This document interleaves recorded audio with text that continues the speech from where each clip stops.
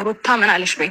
ጊዜ ሊፈጅ ይችላል፣ እግዚአብሔርን ጊዜ ሊፈጅ ይችላል፣ ወራት ሊፈጅ ይችላል፣ ወራት ሊፈጅ ይችላል። አመታት አላችሁ፣ ወራት ሊፈጅ ይችላል።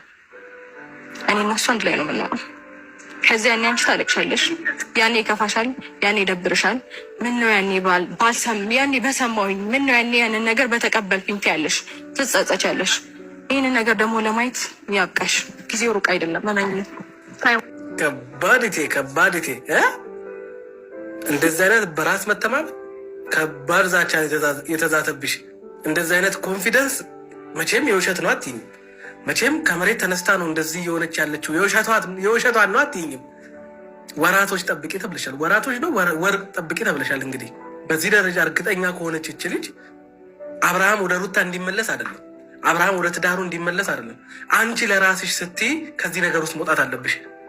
እሱ ወደ ትዳሩ ተመለሰ አልተመለሰ የራሱ ጉዳይ ብለሽ ከዚህ ነገር ውስጥ መውጣት አለብሽ።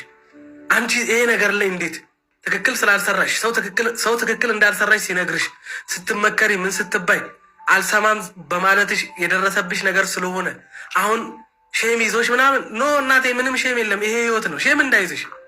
ምን ነው ያኔ የሰው ምክር በሰማ አይነት ነገር እንዳይሰማሽ።